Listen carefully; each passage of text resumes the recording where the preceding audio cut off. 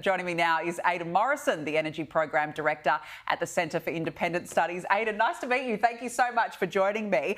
Here we go again, another failed project. How big was this project meant to be, and what does it say, again, about this fairy tale fantasy we're living on? Well, this project was meant to be about 2 gigawatts. So to put that into perspective, that's about 50% larger than the biggest onshore wind farms that we've got in Australia in the proposal development at the stage. But it's actually, it's about 10 times larger than all the floating offshore wind that exists in the world today. Wow. And that's something we don't realise, is this technology of floating offshore wind, as opposed to standing on piles driven to the sand, is totally prototypical. It's just in development stage. And that's because it costs something like 3 or 4 times as much as the standing version, which is already double the cost of the onshore wind version. So that's why developers are walking away from it, because it's just absolutely impossible that the economics of this type of wind development stacks up. It's going nowhere, and it's going nowhere globally, and it'll go nowhere in New South Wales as well. Well, Chris Bowen's blaming the US. Is that fair? Not at all. It's the fundamental economics that are working their way through the process in the US and the UK. There's simply no offshore wind being developed anywhere without governments basically having to force taxpayers to pay for it, or force electricity consumers to pay for it.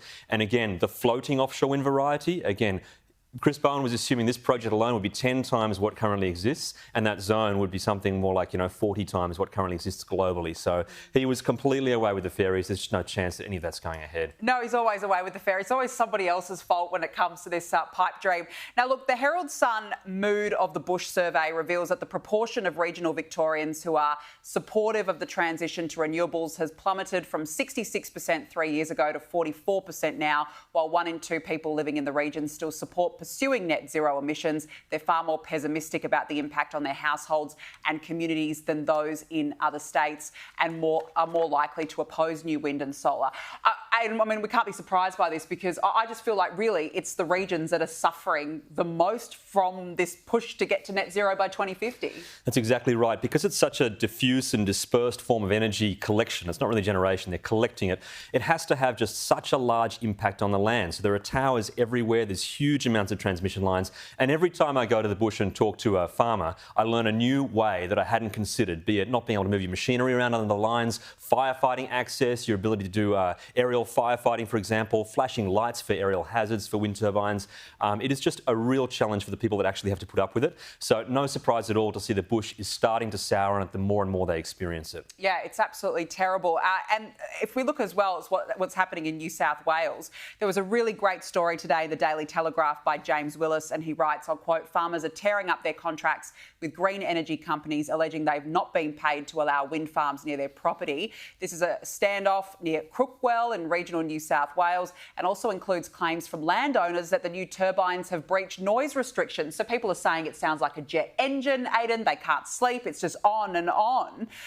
But, you have to wonder how many landowners are in this position, possibly hoodwinked of promises of wind farms, and now they're stuck with noise complaints and they're not being paid.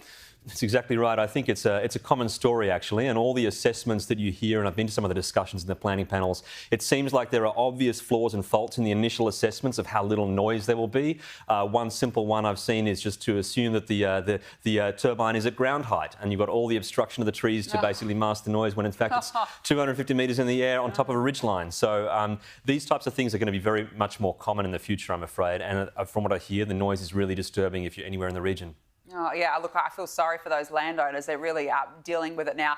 Now, look, before we let you go, I've got to play you this latest diatribe by the Minister in charge, Chris Bowen. Have a look at this. Hey, boss, how's rebuilding the energy system going?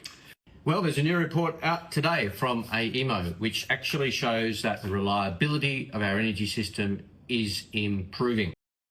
Aidan, what reliability do you think the Minister in charge of the mess is talking about now? That's a really good question, and AEMO's playing massive word games here, because if you read that report, which I have, they actually specify the reliability is not actual reliability. What they mean is, will there be enough energy in the system to go round? But a different question, they call it security, is whether the grid would still stay stable and not collapse like it did in Spain. Because, of course, the Spanish blackouts occurred when it was the middle of the day, they were drenched in solar sunshine, but the grid is not stable in those circumstances. circumstances so the grid can still collapse. And actually, this report of Chris Bowen's, it actually does say that we are facing those system security collapses where the frequency and voltage might not be managed properly as soon as 2027 if coal closes as planned. So it actually does not give the rosy impression at all that Chris Bowen has presented there. No, probably more just gives us a little bit of an insight into the future when you've got Spain blackouts. Is this what we're going to be experiencing? It's exactly what we're heading towards. That's what that report says. Well, you know, as much as the minister in charge thinks that he can hoodwink all of us,